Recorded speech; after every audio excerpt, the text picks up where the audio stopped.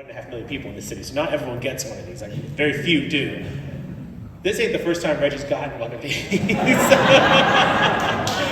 it to her to be a repeat receiver of a city proclamation.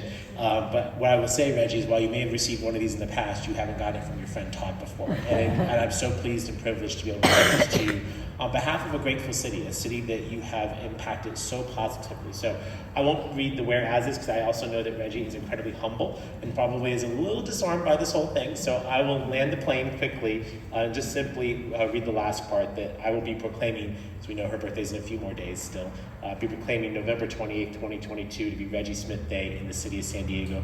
Reggie, thank you for all that you have done and continue to do for our great city. We love you.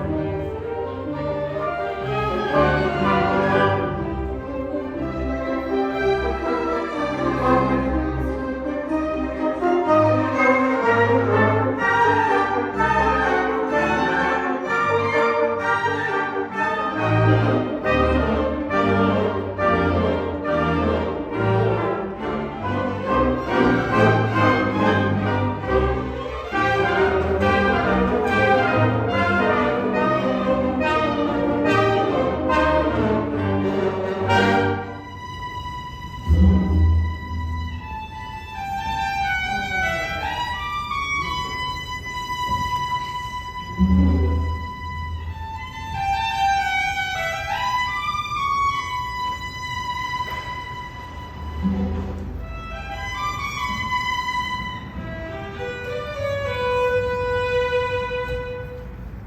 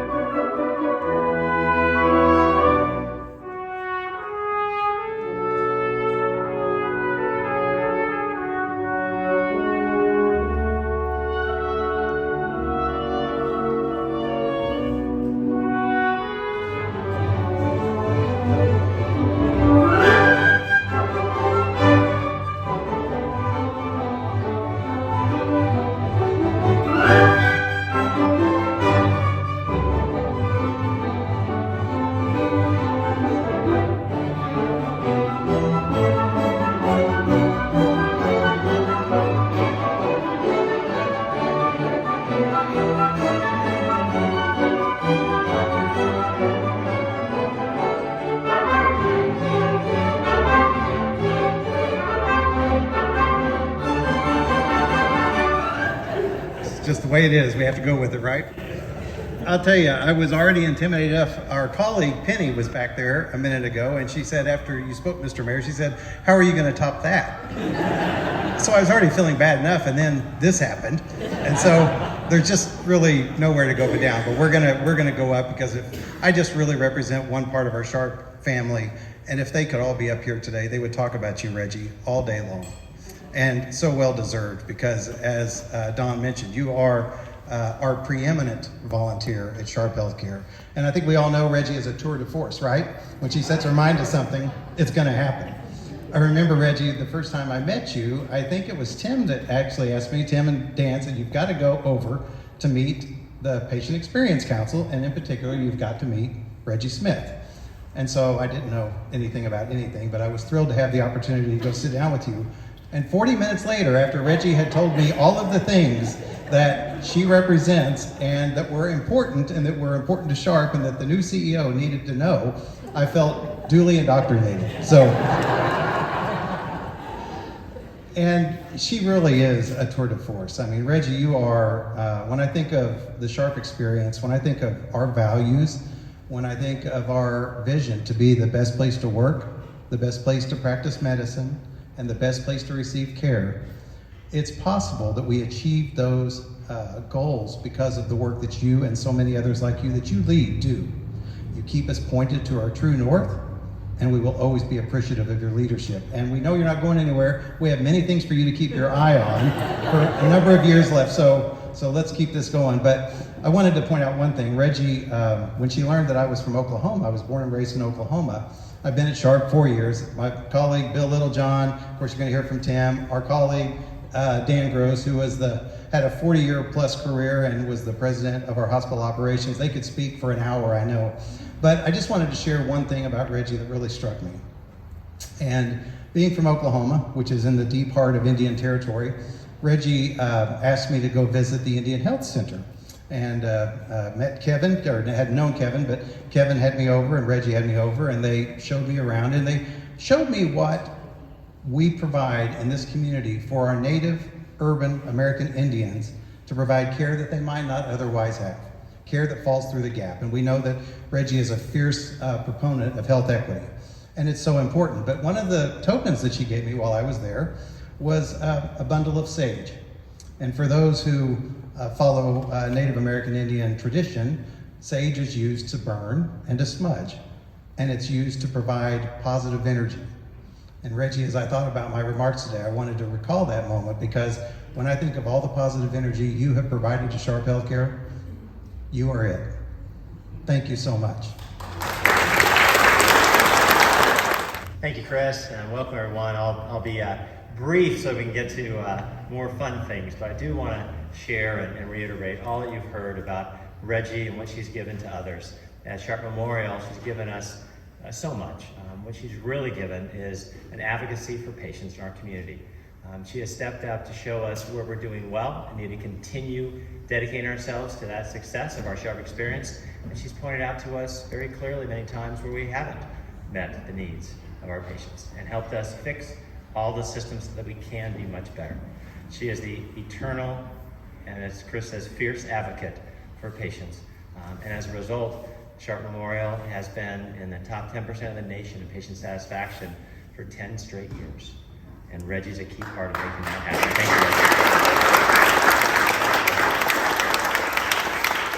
you, Reggie. Reggie, you've been such a gift to us. We want to be able to give back.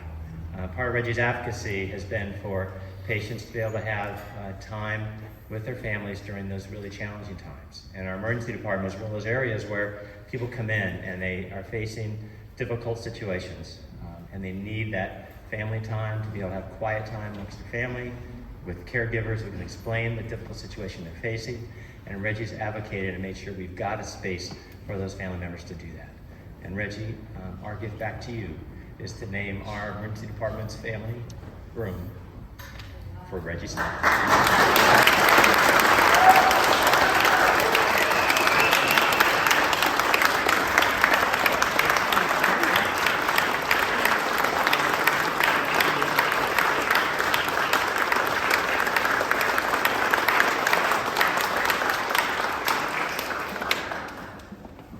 With that, let me ask Bill Littlejohn, the Senior Vice President and CEO of our foundation, to come on up and share his words. Thanks, Tim. Congratulations, Reggie. I will be the one to make sure that the spelling is correct on the naming of that. Again, I'm Bill Littlejohn. I'm the Senior Officer for Philanthropy at Sharp Healthcare. Boy, is this tempting. I'm in a church. I could just pass the plate right now. Fundraising guy is here. Reggie, you know that's my job. But I'm just going to take a moment to say thank you to Reggie. She's been a member of our board of directors of the foundation, not just for one full, complete set of terms, which we have term limits. You get to serve, you know about that, Mr. Mayor, about term limits. 3 terms, but within a year she was back on the board again, and she will be forever on the board as one of our emeritus directors because she is such an incredibly powerful force. And I just want to again make a note. You heard about she's been an incredible volunteer for our Arts for Healing program. And in addition, she is a cuddler in the neonatal intensive care unit at Sharp Mary Birch Hospital for Women and Newborns. Now that's a pretty cool volunteer job. She gets to cuddle those newborn babies and take care of them. And it was just such, and the caregivers just are so appreciative of that. She takes that time to volunteer to do that. But she's been a great volunteer for our Arts for Healing program. And it has become a unique aspect of what we do at Sharp. And it's art at the bedside, but it's also performances that we have musicians come and perform. And actually, I have a great connection to that now, that when my daughter turned 18, I encouraged her to join with Reggie and be a volunteer for Arts for Healing. And they have a piano in the lobby, and every weekend, while she was still in school at Santa Fe Christian Schools, she'd go in and play the piano for 2 hours in the lobby of Sharp Memorial Hospital. And so for patients and for caregivers and visitors, but what a difference when you walk in the hospital and you hear that sound of music, not just the overhead paging Tim Smith, you hear the wonderful sounds, and they're sounds of healing. And Reggie's a healer, and she's been part of that healing process. So now my daughter is at the School of Music and Performing Arts at Belmont University in Nashville, and she's majoring in music therapy and music education. So she's going to continue. So I'm sure she'll be back next summer to continue to volunteer. But that's the influence that Reggie has on people. And those are the gifts. Philanthropy is the gifts of time, talent, and treasure. So Reggie, you've been an incredible force and will continue to be, and I want to say happy birthday, and thank you so much for all that you do for Sharp and for this wonderful community. So thank you. My vertically challenged colleagues, let me put this up a little bit. I learned long ago never to follow Mayor Gloria in a speech, and so I thought I didn't have any control over today. And then to follow the orchestra and Angela, bravo, all of you. What a wonderful tribute to Reggie. And now I have to add to that list my colleagues from Sharp. So wonderful tributes to an incredible woman. I think of, when you think about people who have mastered their craft, who are the best in the field, they typically they go by one name. So you think of Elvis, you think of Madonna, Prince, maybe Mozart. And when I moved to Linda Vista in 2015, I was told I had to meet Reggie. And I am, not only hours has she given to this university, but her entire life. She moved here in 1959 and immediately became involved with the university, involved with the community and so many other organizations here. She knew the founders well. She knew Bishop Buddy, she knew Mother Rosalie Hill. She actually worked with the first provost, who was Sister Sally Fury. She also has met all four of the presidents, worked closely on their advisory groups. Art Hughes, many of you who are USD alums remember Art. And then we have also with Alice Hayes and with my predecessor, Mary Lyons. They've all relied on Reggie. I'm going to give you a couple stories about her. First of all, one story that comes to mind, I just see my colleague Chris Nive from the Mulvaney Center has just arrived. The Mulvaney Center has been recognized for its work in the community. So back in the as I understand it, the legend of Reggie is that what she did, she came to visit with Art Hughes and talked about how the community needed USD to do more in the community, be more involved. And that led to what we call American Higher Education Service Learning. And San Diego is one of the top 10 cities in the country for college students in terms of the number of college students, and one of the best places for college students to learn and grow. And she asked us to participate more in the community. That has led now to the Mulvaney Center for Engagement. It has led to recognition, and I give you a sense of how impactful this has been. The U.S. News and World Report and Princeton Review list institutions and rank them based on how much they do for their community. And 2 years ago, Princeton Review named the #1 school in America that does the most for its community among all colleges and universities was USD. And that gem,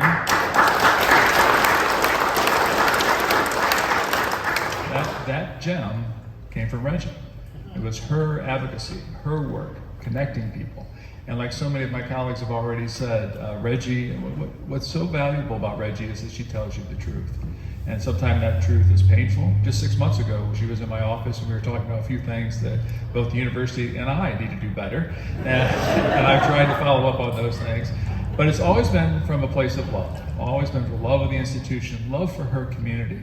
I've written quite a bit about my career about civic engagement, how universities connect with their communities, and it also has to have a reciprocal engagement with the community, and you need great partners. And there is no greater partner in San Diego and Linda Vista, maybe in the United States, for a university and Reggie Smith. So Reggie, you've been wonderful.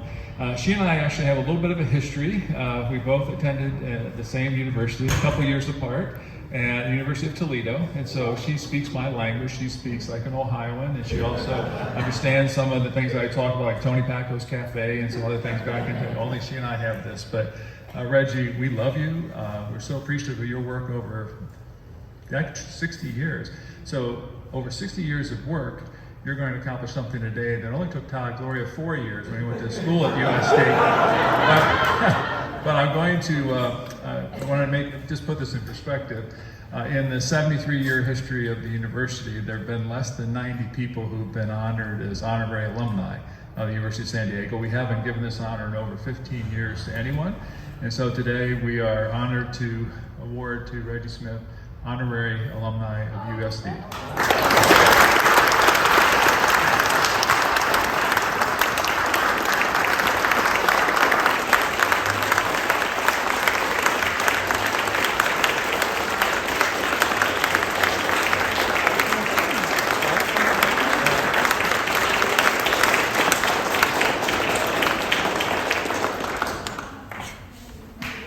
This is quite amazing. About 2 weeks ago, my wonderful RJ and Sharon took me to dinner at the Del Coronado, which they do once in a while.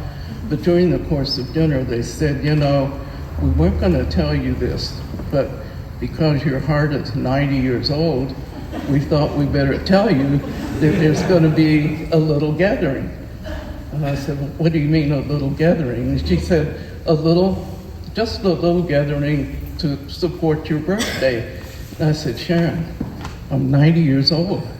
All my friends are either gone or in their assisted living and don't know what week it is. So I think you're going to embarrass yourself if you do this.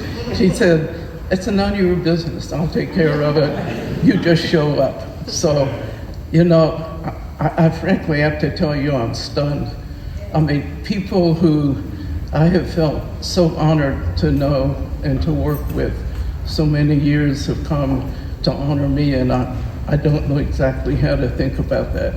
So this is an astonishing day, an astonishing moment. But I do want to tell you just a couple of things about why I'm like I am and how I got this way. And I was really thinking about this a couple of months ago as I was approaching my 90th year. And I was born in a small town on the Ohio River in eastern Kentucky in 1932. The unique things about my little town was, first, it was fully segregated. Second, it was dry because it was the Bible Belt, and people in the Bible Belt thought alcohol was a bad thing, so it was dry. And the third thing, it was 3 years into the greatest depression that we have ever had in the history of our country. I don't remember much about that, but I was thinking about what are the things that have happened in my life that have made me like I am. And I thought of three things that are very pivotal in who Reggie Smith is today. And one was when I was in the 6 years old, going to the first grade. And in our school, everybody, all the students, brought their lunch, and we had lunch in a little lunchroom. We didn't have cafeterias. And one day after lunch, I was going down the steps to go in the play yard, and I saw a little boy from my class sitting at the bottom of the steps, and he was weeping, really weeping and crying. And I said, James, why are you crying? Did you hurt yourself? And he said, no, I don't want to come to school. I hate school. And I said, why? School is fun. He said, yeah, but every day Betty Jo laughs at me and her friends all laugh at me. And I said, why? What are they laughing at? And he stood up and he reached in his little pocket and he brought out a little round package that was wrapped in a page from the Sears and Roebuck catalog. And he opened it up and there was a biscuit in it. And I said, James, what's wrong with the biscuit? My mother makes biscuits all the time. My brothers are here, they'll remember my mom's good biscuits.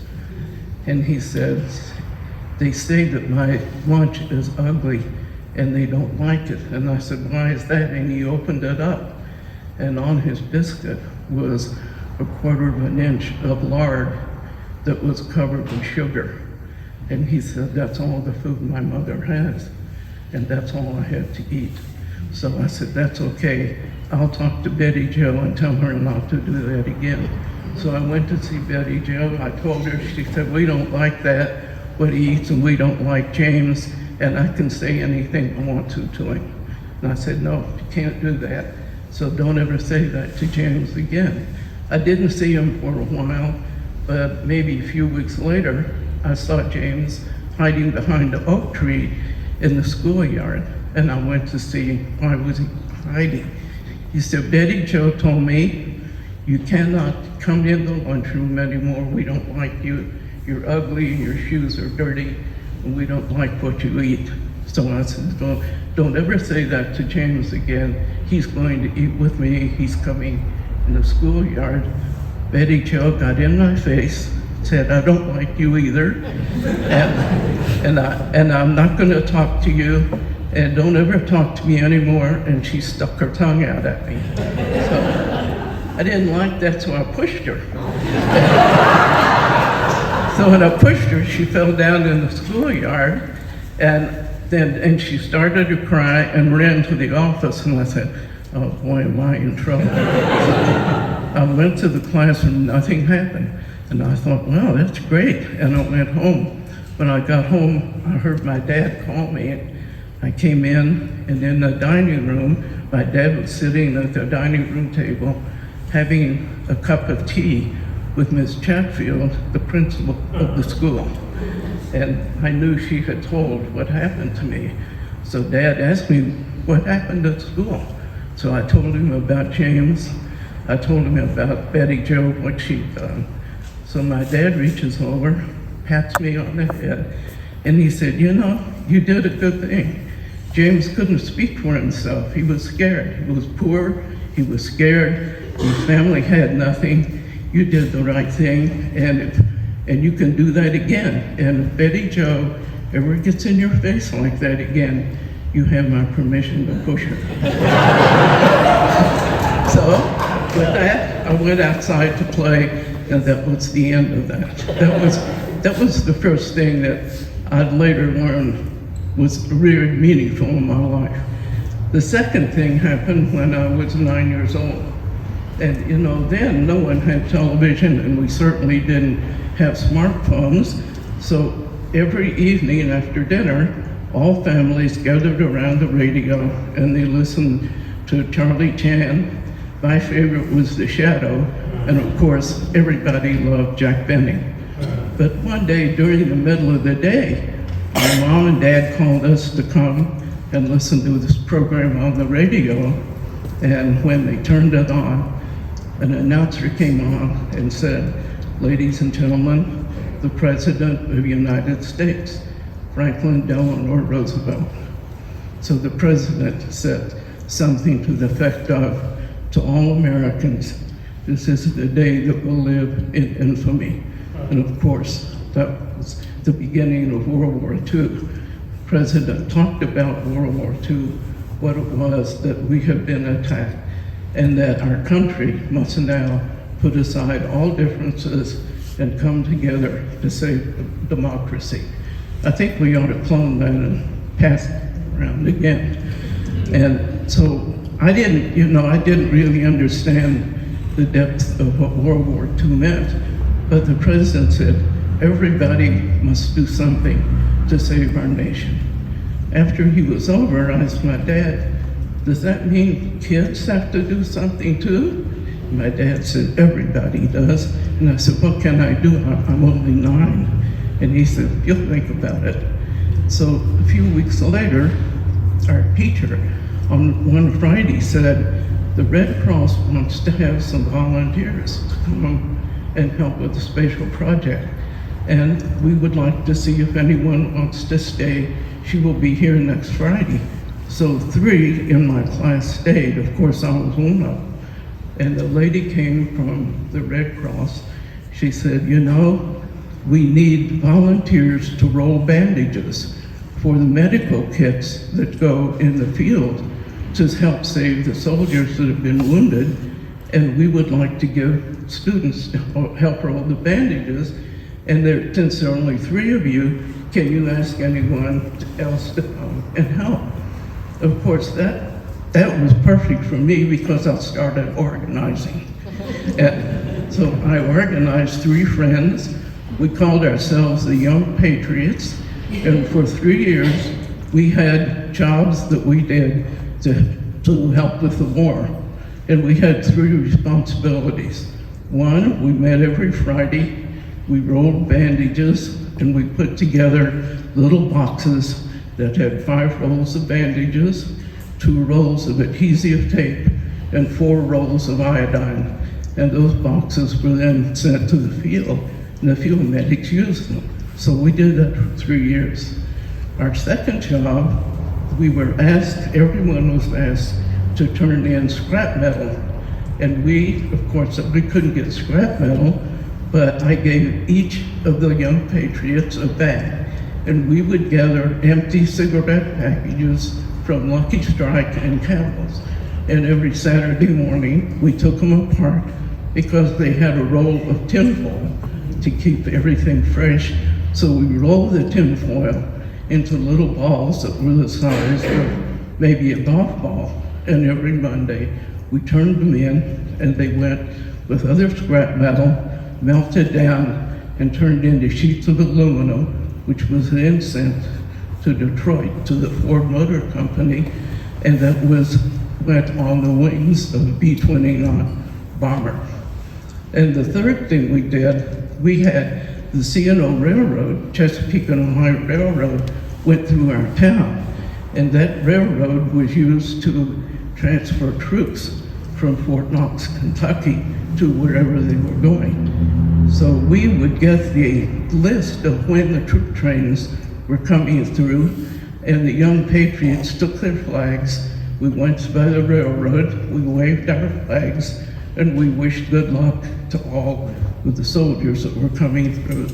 And sometimes they would throw little pieces of paper out that had their names and address on it, and the Young Patriots dutifully wrote letters for 3 years to the soldiers.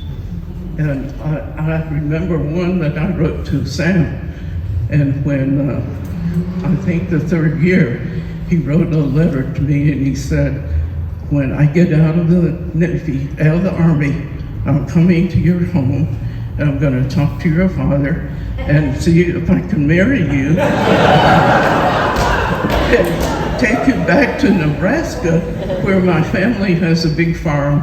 We raise corn and soybeans, and I'm gonna marry you and take you back. So I showed the letter to my mom, and she said, you know, that's really nice, but I think you should finish junior high school first. And the final and third thing that I think made a difference in my life was when I was in high school. I took a class, because I was in the Bible Belt, you could take all kinds of religious classes. And I took one in ethics that was based on philosophers from prophets from the Old Testament. And it was really interesting. I really liked it. But when we got to the prophet Micah, there was one sentence in the prophet Micah that jumped off of the page and jumped into my heart. And it was the part that said, what is man and what is expected of him? To do justice, to love mercy, to walk humbly with God. And I looked at that and I said, you know, I've been through a lot of my life, through the biggest depression we ever did, through World War II. And this is the way I want to live my life. This makes sense to me, to live my life like that. So I think back of those 3 experiences. First, the one with little James, and coming to my father and him patting that little kid on the head. and saying you did a great job, without realizing that what my father said to me is, you have the power of one to stand up and to speak up and to do the right thing. And he told me, in doing that, don't be afraid of the Betty Joes of the world. And I met many of them. And when they enter in your face, you have the right to push. And I said, that's the way I want to live.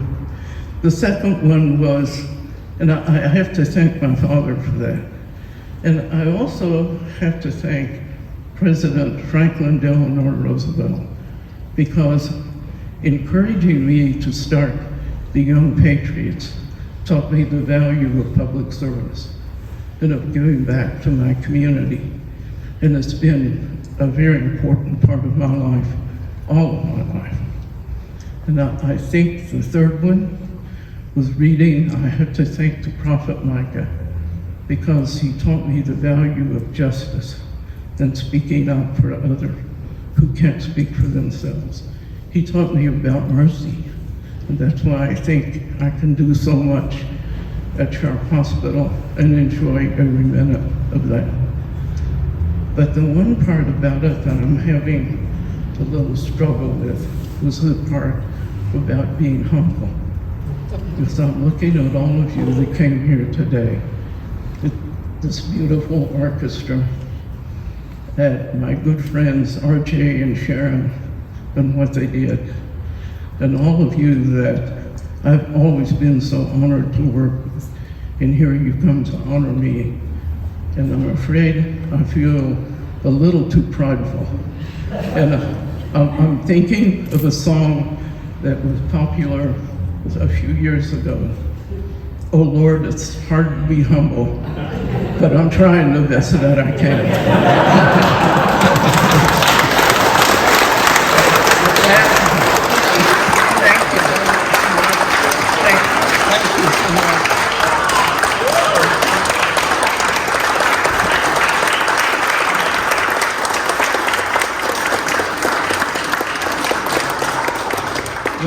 Reggie, I'm sure I speak for everybody in the room here when I say you're a treasure.